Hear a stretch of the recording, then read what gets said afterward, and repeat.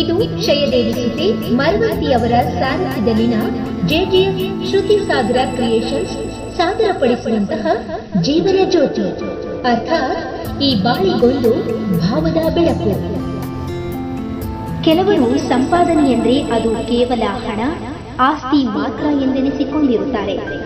ಹಣ ಸಂಪತ್ತು ಹೊಂದಿದ್ರೆ ಸಾಕು, ಜೀವನದಲ್ಲಿ ಬೇರೇನೂ ಬೇಡ ಎಂದು ಲೆಕ್ಕಾಚಾರ ಹಾಕಿಕೊಂಡಿರುತ್ತಾರೆ. ಆದರೆ ಇದು ಅವರ ತಪ್ಪು ಕಲ್ಪನೆ.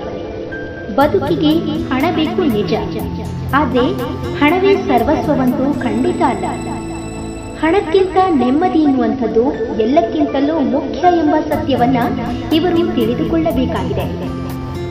ಯಾಕೆಂದರೆ ಅದೆಷ್ಟೇ ಹಣ, ಸಂಪತ್ತು, ಸಂಬಂಧ, ಗೌರವಗಳಿದ್ದರೂ ಮನೆಯಲ್ಲಿ ಮತ್ತು ಮನದಲ್ಲಿ ನೆಮ್ಮದಿಯೊಂದು ಇಲ್ಲದಿದ್ರೆ ಇದು ಏನೇ ಇದ್ರೂ ಪ್ರಯೋಜನವಿಲ್ಲದಂತೆ.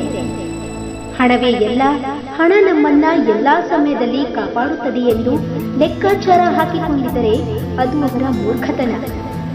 ಇದಕ್ಕೆ ಕೊರೋನಾ ಮಹಾಮಾರಿ ಬಹಳಷ್ಟು ಪ್ರತ್ಯಕ್ಷ ನಿದರ್ಶನವನ್ನ ನೀಡಿದೆ.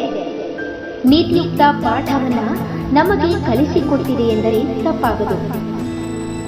ಬೇರೆಯವರ ಮನೆಯಲ್ಲಿರುವ ಸಕಲ ಸೌಕರ್ಯ ನಮ್ಮಲ್ಲೂ ಬೇಕು.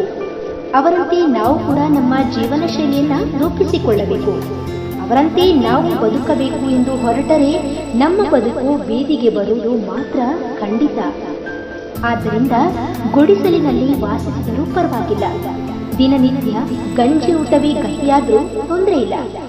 ನಮ್ಮಿಷ್ಟದಂತಿನ ಬದುಕು ನಮ್ಮ ಹತೋಟಿಯಲ್ಲಿದ್ದರೆ ಅದರಷ್ಟು ನೆಮ್ಮದಿ, ನಮ್ಮಷ್ಟು ಶ್ರೀಮಂತ ಬೇರೊಬ್ಬನಿಲ್ಲ ಎಂಬುದನ್ನ ತಿಳಿದು ಬಾಳುವ ಅಗತ್ಯವಿದೆ. ಸಮಸ್ಯೆಗಳು ಪ್ರತಿದಿನ ಇದ್ದಂತೆ, ಅದಕ್ಕೆಲ್ಲ ಒಂದಲ್ಲ ಒಂದು ಪರಿಹಾರ ಸಿಕ್ಕಿಯೇ ಸಿಗುತ್ತದೆ. ಅದಕ್ಕಾಗಿ ಚಿಂತಿಸಿ ಫಲವಿಲ್ಲ. ಇದ್ದುದನ್ನ ಹಂಚಿ ತಿನ್ನುವ ಹೃದಯವಂತಿಕೆಯನ್ನ ಮೈಗೂಡಿಸಿಕೊಂಡು ತೃಪ್ತಿಯ ಬದುಕನ್ನ ನಮ್ಮದಾಗಿರಿಸಿಕೊಳ್ಳುವ ಅಗತ್ಯವಿದೆ. ಬೆಳಗಲಿ ನಮ್ಮ ಜ್ಞಾನ ಜ್ಯೋತಿ, ಸದಾ ಬೆಳಗುತ್ತಿರಲಿ ನಮ್ಮ ನಿಮ್ಮೆಲ್ಲರ ಬಾಳಿನ ಜ್ಯೋತಿ, ಜೀವನ ಜ್ಯೋತಿ. ಅರ್ಥಾತ್ ಈ ಬಾಳಿಗೊಂದು ಭಾವದ ಬೆಳಕಿನ ಹಿನ್ನೆಲೆ ತಂದಲ್ಲಿ ವಿದ್ಯಾಶ್ರೀ ಆಚಾರ್ಯ ಹಾಗೂ ಅಕ್ಷರ ನುಡಿಸಿರಿಯಲ್ಲಿ ಸಹಕರಿಸಿದವರು ಶ್ರೀ ಶ್ರೀಧರ್ ಉಚ್ಚಿಲ್, ವರದಿಗಾರರು, ಜಾಹೀರಾತುದಾರರು, ಕರ್ನಾಟಕ ಮಲ್ಲ, ಮುಂಬೈ.